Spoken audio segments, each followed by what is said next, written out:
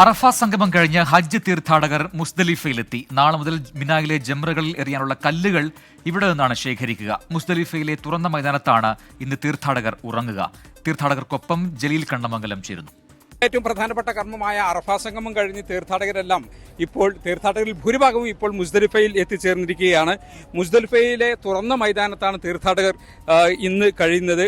അറഫയിലെ പോലെ അല്ലെങ്കിൽ മിനായിലെ പോലെ ടെന്റുകളൊന്നുമില്ല. ഇവിടെ കണ്ടില്ലേ, കിട്ടുന്ന സ്ഥലത്ത് വാഹനം നിർത്തി അവിടെ തുറന്ന മൈതാനത്ത് ഈ തുറന്ന സ്ഥലത്ത് ആളുകൾ കിടന്നിറങ്ങുക എന്നതാണ്, രാവിലെ വരെ കിടന്നിറങ്ങുക എന്നതാണ് മുസ്ദലിഫയിൽ തീർത്ഥാടകർ ചെയ്യുന്നത്. അതോടൊപ്പം തന്നെ നാളെ മുതൽ മിനായിലെ ജംറകളിൽ എറിയാനുള്ള കല്ലുകൾ ശേഖരിക്കുന്നത് ഈ മുസ്ദലിഫയിൽ നിന്നാണ്. മുസ്ദലിഫയിൽ നിന്ന് ഇതേപോലെ ചെറിയ കല്ലുകൾ